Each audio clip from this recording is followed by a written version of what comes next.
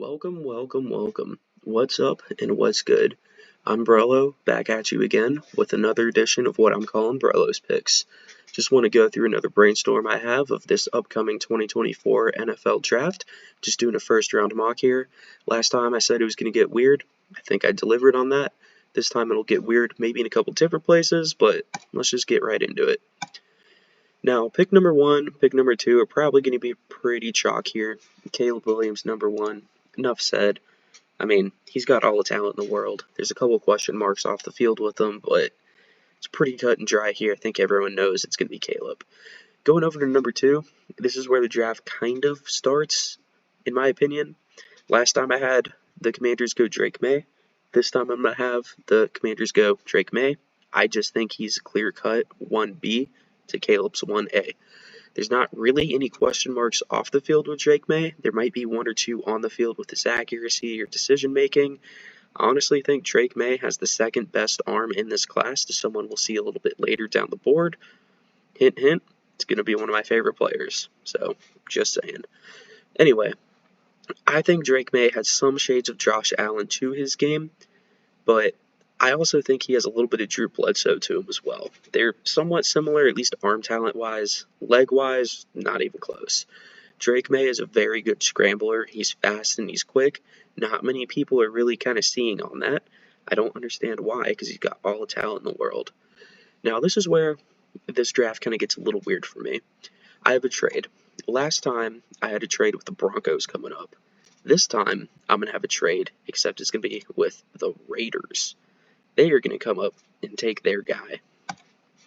Now, what's it going to look like in real life if this happens? I think in real life, 2 firsts, a third this year, a second next year, maybe like pick 208 or something. They get back, obviously, the third pick, maybe pick 180 in order to kind of make it a little bit more value-wise, in quotes. However, in order to push this through, I'm just going to have to do 2 firsts and 2 seconds. We only really care about this 1 year in this first round. So, just for this exercise, that's what it's going to be. They're going to select Jayden Daniels. There's some familiarity with Antonio Pierce, the head coach of the Raiders, and Jayden Daniels, quarterback, formerly of Arizona State. They go way back a few years. There's some familiarity there. Antonio Pierce needs to build a culture. Jayden Daniels, I'm pretty sure he's good at building a culture there. He brought LSU back from pretty much being not really a no-name school, but people were sleeping on him, to winning the damn Heisman. So, he's got some talent, you know. I think it'll translate to the NFL. Yes, they need offensive line help, but at least Jayden has some wheels on him so he can kind of protect himself a little bit if he learns how to slide and get out of the way. Now, going on to number 4, Arizona Cardinals. Marvin Harrison Jr. is the most chalk pick ever for them, and I'm going to follow suit yet again. Marvin Harrison Jr. Wide receivers, the biggest need for that team. Yes, they have Michael Wilson. I think he's a really good receiver. I'm a little bit higher on him than other people are as well, but I think Michael Wilson is going to be a great Robin to a Marvin Harrison's Batman. Now, there's other talent at receiver that Arizona could get later and kind of fill some other holes that they needed, but Marvin Harrison has the pedigree. He has the name, so why not? Now, going over to pick 5 here, I did have the Chargers trading down last time. I'm going to have them sticking and picking. They have a glaring need at wide receiver with letting their top 2 guys go. One via trade, one didn't really want to re-sign, so they just let him walk in free agency. Now, they could get Malik Neighbors, or they could go Rome Doomsday here. However, I just don't see the Chargers passing the ball all that much this year. Yeah, they're going to have to do it because the NFL's a passing game now, but I think they're really going to want to establish the run. They'll get their running back in maybe round 2 or round 3. I think it's going to start drafting Joe Alt here. One of the biggest players in this draft. He's a mauler. He's amazing. He's a good pass blocker and run blocker, so can't really go wrong there.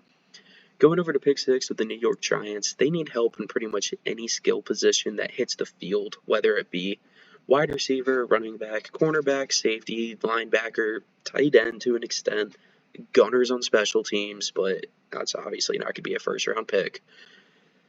I'm going to have them stick and pick, and I'm going to have them go receiver. However, I'm going to have him go Rome Odunze over Malik Neighbors. The reason being, Malik Neighbors has some question marks to his name. There's some, quote, character issues that allegedly could be affecting his draft stock. Now, I don't really read too much into that because at the end of the day, all these players are kids.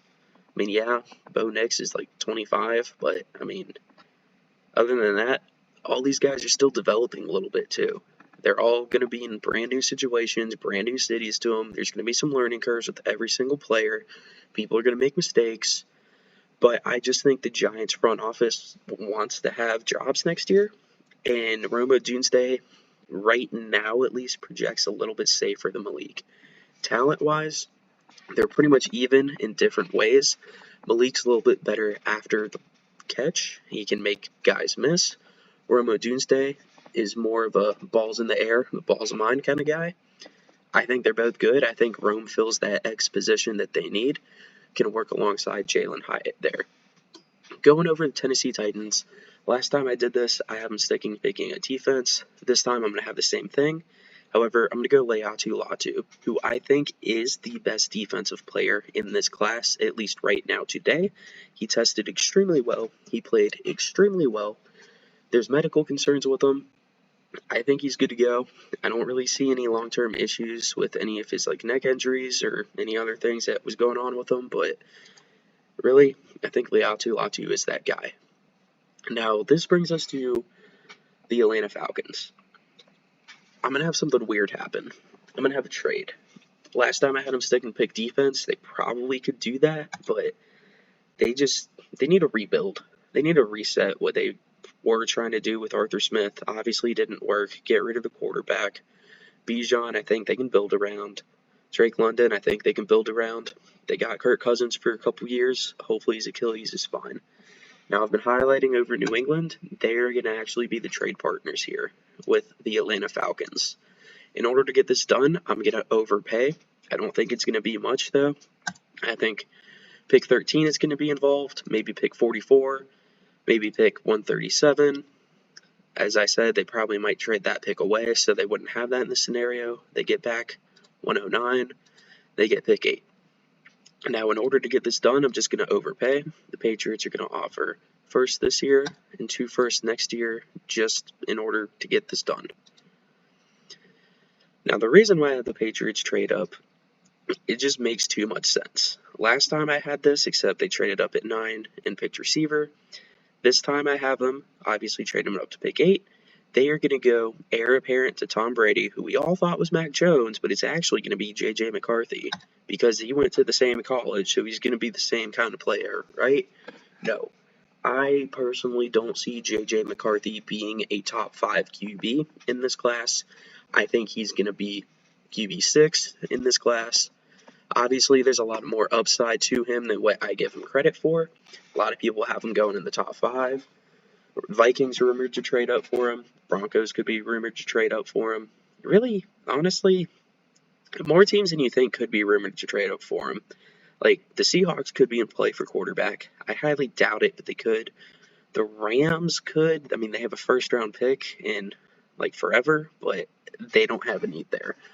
Patriots obviously have one of their biggest needs at quarterback. They need to build culture. I think JJ could be a culture changer. I think he's going to be more of a game manager kind of guy, though. I mean, that still wins games in the league, and as long as you have a good supporting cast around him, that could work. It's just going to take a couple years. Now, this brings us to the Chicago Bears at pick 9. This is kind of tough because they don't have much draft capital. They have 4 picks in this current draft. Last time I had them trading back just to pick up a couple more assets. However, I'm going to have them stick and pick, and I'm going to have them go Malik Neighbors. The Bears already have 2 solid receivers in DJ Moore and Keenan Allen, but Keenan's not going to play forever. I don't necessarily think he was regressing last year. I think he was the only guy that the offense really wanted to run through, and he was going to be double covered most of his routes. Obviously, he played through a little bit of an injury. He has some injury history as well, but the Bears have consistently failed at bringing in QB talent and actually building around them. They're not going to do that anymore. I don't know why, but Bears are just different. Maybe Ryan Pace is actually taking his job seriously and wants to keep it. Malik Neighbors, welcome to Chicago. Now, going over to pick 10 here, I think the Jets should go offensive tackle. I think they should stay there, stick and pick the best player there. I personally don't think they will in the draft, but they should. I think they're going to be scared. They're going to want to keep their jobs around and build around Aaron Rodgers. Aaron Rodgers has never had a first-round talent play at a skill position player with him. And I really want to go Brock Bowers with them. I really think that's what they're going to do. But I just can't. I can't. Out of due diligence with what's available on the board, I can't. They should go offensive line. I'm going to mock them going offensive line just because I think that's the best play for them. I think they should. I think they will. Welcome to the team. Now going over to pick 11, Minnesota Vikings.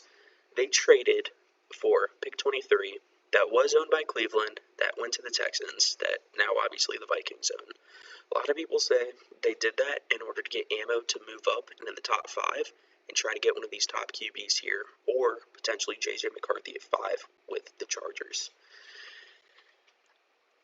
I tend to agree that they are going to trade up during the draft. However, here I had them stick and pick. I actually think this player is going to be a better fit for them, and it is going to be QB. And my bias is going to show it's going to be Michael Penix Jr. I think Michael Penix has the best arm in this class. He threw the best deep ball out of all of these quarterbacks this past season. He went to the national championship game.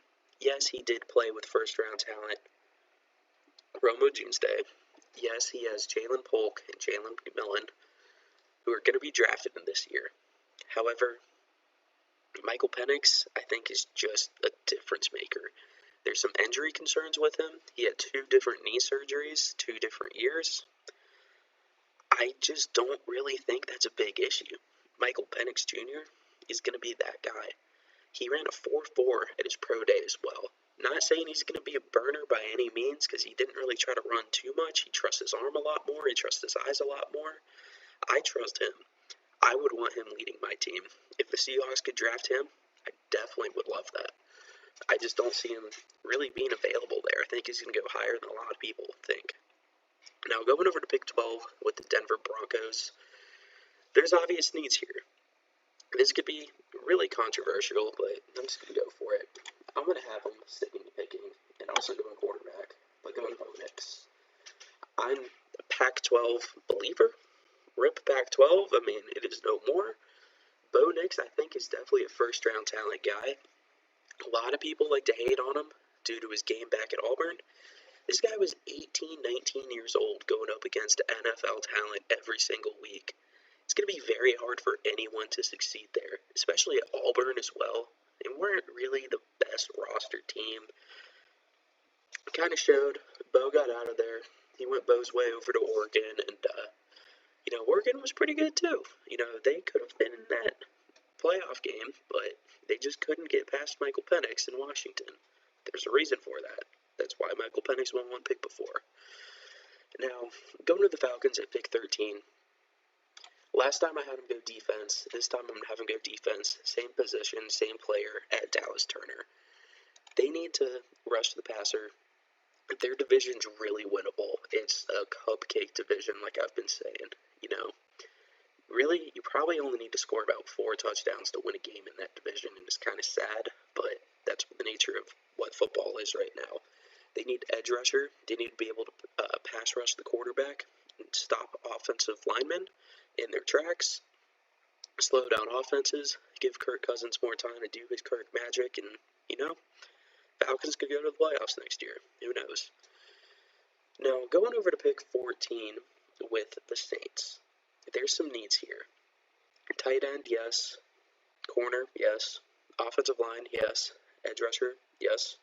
Wide receiver, yes. Pretty much anywhere you look, they could use players. I personally think they go wide receiver.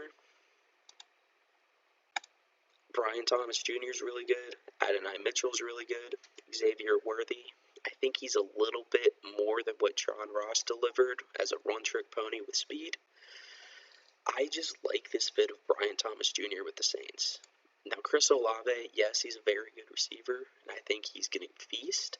But I think Derek Carr is able to pass the ball a lot better than people give him credit for, and I think Brian Thomas Jr. is able to help this team. Going over to pick 15 with the Colts, there's some really big needs here with offense, with defense. They could definitely use some corner help. I personally think that the Brock Bowers slip has gone long enough. He's going to go to pick 15. That's another player I really wanted the Seahawks to be able to get. I don't really think it's feasible because they brought back Noah Fant. 3-year deal there. I mean, the Colts, they need tight end help. They've been bringing in so many tight ends over the years, seeing what magic they could cook up. Brock Bowers' slip is gone. He's at 15. I think it's a match made in heaven for Anthony Richardson. Now, going over to pick 16, Seahawks are on the clock. The Seahawks are notorious in order to trade down. I see them trading down in this draft here. I really don't like this team, but I'm going to give this team help. I'm going to have the Eagles trade up and get one of their guys they've been eyeing for a while now. And now, really what I think this deal would happen for, Seahawks trade away pick 16, they get pick 22, they get pick 120, 171, maybe a third next year for like a sixth or something. Maybe that's a little too rich, but I don't know, that's just kind of what I'm thinking. In order to get this deal done, I'm just going to have the Seahawks gift wrap pick 16 for gift wrap 22. Now, the Eagles need help in the secondary mostly, and that's where they're going to go here. They're going to go fastest player, best Senior Bowl performance, Quinyon Mitchell. He's been flying up draft boards, and unfortunately, he's going to fly, Eagles fly. But no, in all seriousness, I think Quinyon Mitchell is one of the better defensive backs in this class. He deserves to be the first one taken. Going over to pick 17 here, the Jacksonville Jaguars. Now, they need a little bit more help on defense than offense right now, although I think they could use another wide receiver. I mean, they brought in Gabe Davis, but what is he really going to do? Not that much. However, I think the Jaguars are going to go edge here. It's a little controversial because they have Josh Allen under contract, but not really a long-term deal. Yes, they got Trayvon Walker first round a couple years ago. He's okay, but I just really think they need to bolster their edge rush a little bit more. Jared Verse is one of the BPA right now. He's the pick. Going over to pick 18 here, the Cincinnati Bengals. Their biggest need, really, is just to have a healthy Joe Burrow stay on the field all season. What better way to do that than go offensive line? I personally think Talisay Fuaga is one of the best pass protectors in this class. However, people have said Troy Fatianu is able to move inside the guard, maybe play center if needed, and obviously play tackle in college. He's so versatile, and I think that's underrated. So I'm going to have Troy get picked right here. Now, going over to pick 19, the LA Rams. The last time I did a mock was on the heels of Aaron Donald retiring, and I immediately mocked Brian Murphy to them as a replacement. Now, kind of slowing down, looking at everything a little bit more, I think the Rams are going to go elsewhere, but they're going to stick on defense. They're going to go Terrion Arnold. I don't know why Terrion Arnold in this mock is rated higher than his counterpart at Alabama, Kool-Aid McKinstry. I'm just going to trust it. Terrion, yeah, I mean, he was a leader and performed really well at the Combine. Kool-Aid's going to be a first-round talent. We'll see it a little bit later, but getting at a stick and pick, and I guess on the board, BPA for corner. Now, going over to pick 20, the Steelers, they need offensive line help. They need trench help on really both sides of the ball, but more so offensive line. Yes, they could use receiver. I think they will address that, just maybe round 2, round 3. They have George Pickens there. They have Pat Freiermuth there. I mean, they're okay. They don't really have a long-term answer at QB. I think it's just kind of figuring it out. Steelers going to stick and pick and go interior lineman, Jackson Powers-Johnson. I don't think a lot of people really like this. Last mock I actually had him going to 16 to the Seahawks. I think he's a good fit pretty much anywhere he goes. He's going to be the best run blocker, best power blocker in this class. We'll see in about 6 months. Come back and tell me I'm wrong. I dare you. Now going over to pick 21, Miami Dolphins. Last time I had him pick Johnny Newton. This time I'm going to have him pick Johnny Newton. It's one of their biggest needs right now at defensive tackle. They are going to have to pay Tua the man, the myth, and the legend. They had to let Kristen Wilkinson walk because of that. Now they get his replacement in Johnny Newton here. I think he's a much bigger clone to Aaron Donald than what Brian Murphy is, and that's what I said in my last mock. I think he's just really good. He probably should have been off the board at this point, but there's just so much talent in this year's class, pushes him down a little bit. Now, going over to pick 22, my Seattle Seahawks. I can see them doing a lot of things here. I can honestly see them trading back a little bit later as well.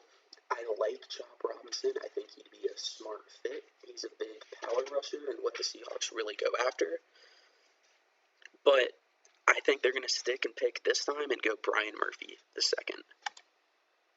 Now, going into last year's NFL draft, I really wanted the Seahawks to stick and pick and go Jalen Carter at 5 and then pick a corner at 20 like Joey Porter Jr. Obviously, that didn't happen. They picked Devin Weatherspoon at 5. I was very against it at the time, but I was a dumbass. He's a very good pick, a very smart pick. He helps our defense tremendously. Thank you, Devin Weatherspoon. And then at pick 20 last year, the Seahawks went JSN. Now, I have mixed feelings about that. The Seahawks wanted to be a run the football down your throat kind of team. There's no way they can support 3 receivers. This new offense they're going to run, maybe they can. I don't think Geno's going to be able to do that, but it doesn't matter because we're on to 2024 now. Brian Murphy's the pick. They fill a big hole. Last year is where I was getting at. They needed to fill that hole, and they didn't. They brought in some free agents, and it was okay.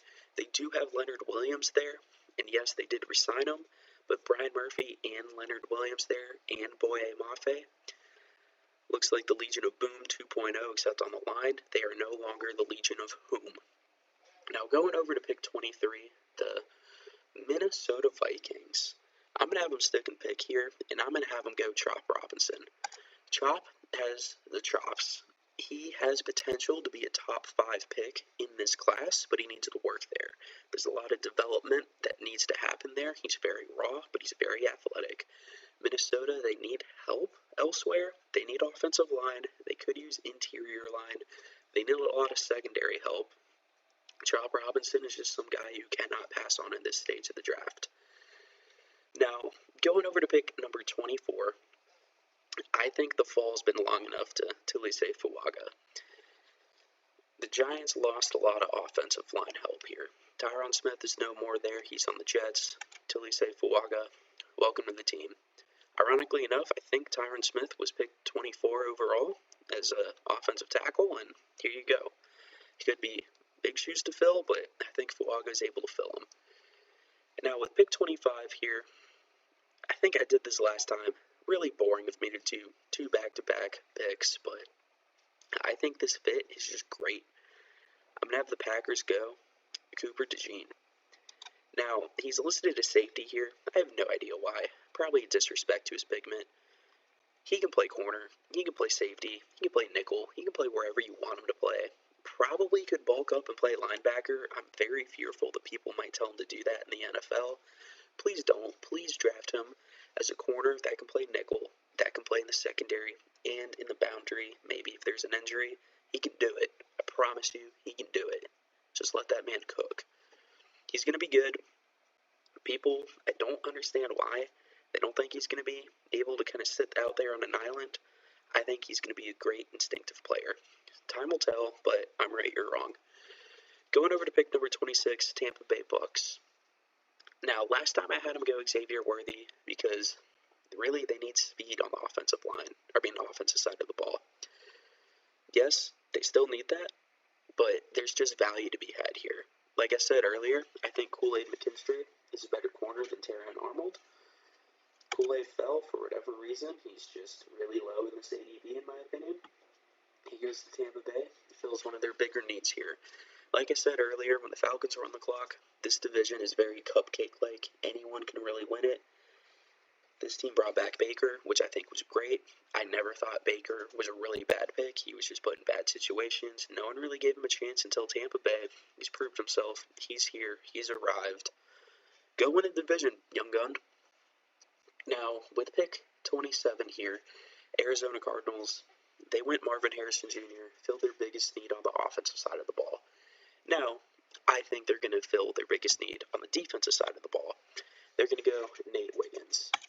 They're going to tap back into the Clemson school where they drafted Isaiah Spiller. Didn't really work too well, but, I mean, he was going to be a project, sort of a tweener between safety and linebacker. Nate Wiggins, not going to be a tweener. He's going to be an outside corner. Honestly, I think second fastest guy in this draft. Kind of tall, too. I believe he's 6'2". I really think he's going to lock down a lot of receivers. I don't think he can be able to handle DK Metcalf, at least just yet. And again, it goes back to my Seahawk bias, but I think he's got talent. He's got the size. He's got the speed, so why not take a shot at this point? Going over to pick 28, Buffalo Bills. Now, I did have him draft receiver out of need last time because I thought that they were going to have Stephon Diggs coming into the year and then Sula Kakir, and then I guess really no one else. Like, they have Curtis Samuel. I mean, he's decent, but I don't think Curtis Samuel's going to be a 1. They need a guy that needs to be a 1. Adonai Mitchell is going to be a 1. It just makes sense here. They fill their biggest need. They get one of the best talents in this draft class. Last time I said that he is a body catcher. I do not think that Adonai Mitchell catches the ball with his body. A lot of people allegedly have been saying that that's the case. He is a very good plucker of the football. He runs his routes crisp and smooth. He had horrible quarterback play, so it really is hard to tell how good of a receiver Adonai is. I don't think he's going to have the best quarterback play with Josh Allen. I think he is a little bit of a wild card. Yes, Stephon Diggs was able to make his numbers look a little bit better. At the end of the day, I kind of side on the Stephon Diggs side of, Josh Allen's not going to be a top 5 quarterback without me. But really, with Adonai there, I mean, he can be top 10. He has potential to be top 5, certainly. Not to say it's impossible, but I think Stephon Diggs helped that team a little more than people want to say. Now, going over to pick 29, this is going to be probably the weirdest pick in this draft. This is just going to be a Dan Campbell guy. They could use some offensive help. They could use some receiver, but there's more offensive line in this draft class than people really think. There's a lot of receiver in this draft class, and we know that already. But, again, culture fit, Dan Campbell fit. Again, my bias is going to show here, but Braylon Trice is going to be my pick. This is going to be the most, probably not liked one. Again, ooh, you're a Washington fan. You're going to have more Washington players in your draft. Yeah, 1, I am. But 2, again, they were in the national championship game. It was not all because of one player. Braylon Trice is one of the better defensive edge rushers in this class. He is a little bit bigger, but he's very twitchy. I think with the right skill set and development, he can get to top 5 edge rusher. Yes, I said it. Top 5 edge rusher. Quote it. Come back to this in 2 years and tell me how wrong I was, because you're going to be wrong. Now, with that aside, going over to pick 30, Baltimore Ravens. There's a lot of talent on the board here on the offensive side of the ball. Now, last time I had them sticking and picking go offensive line, I criticized their play calling. I criticized their quarterback, Lamar Jackson, either holding the ball too long, not going through his reads quick enough, or going through them too quickly and panicking. I really don't know what it is. Yes, I do think Lamar is a good quarterback. Yes, I think he belongs in the NFL, and he should stay there. But they really need to protect him. I mean, they really do. They paid him so much money. They cannot see him get hurt for another half season. protect the man. And because of that, I'm going J.C. Latham. He probably should be gone at this point, but with all the talent and other needs with these teams, and just pushing talent down the board because there's more offensive linemen there, that's just kind of how sometimes the game plays. Now, going over to pick 31, San Francisco 49ers. I mostly made this pick just out of fear if San Francisco gets back to the Super Bowl again. Right now, the odds are pointing that the Chiefs make it back to the Super Bowl.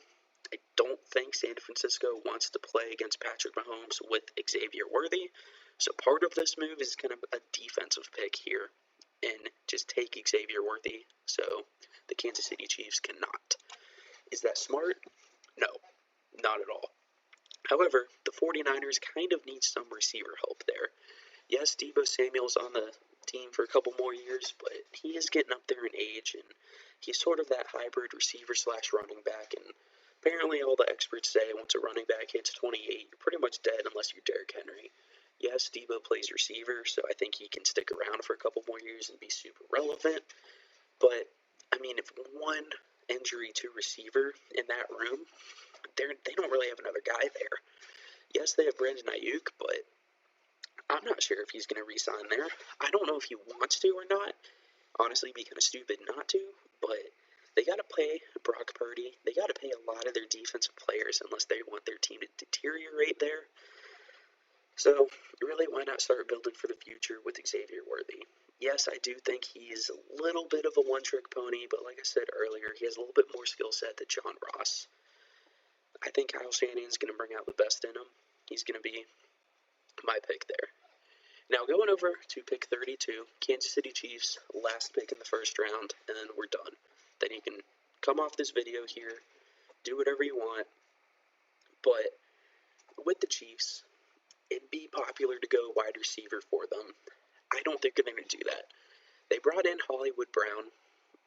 I mean, I personally am super high on Hollywood, a lot more than other people are. I liked him on the Ravens. I liked him on the Cardinals. Unfortunately, he just kind of got hurt. He's on a one-year sort of prove-it deal, heavy with incentives too. I think Kansas City Chiefs is going to take care of him, make him hit pretty much every goal in his contract. I think they can run back-to-back Super Bowl champs with him too.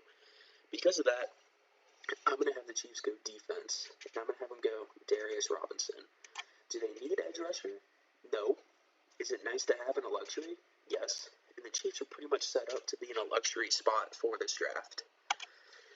Now, just to take a quick look-see, here's my full mock draft results here. As we can see, offense dominated the first 6 picks, and really the first round in general, but there's only a few defensive players in the first little bit. This was a big one that people probably won't like. Michael Penix to Washington, or from Washington to the Vikings. This is another one. Bo Nix of Oregon to the Broncos. I think that's a better fit than what a lot of people will give credit for. Do I think it'll happen? No. Should it happen? Yes. I'm definitely going to get a lot of hate for Braylon Trice here with the Lions, but I mean, hey, I think he's a first-round talent. Come at me. Let me know in the comments below how good I did, or how bad I did, or how cringe this was. As always, this has been Brolo. Thank you.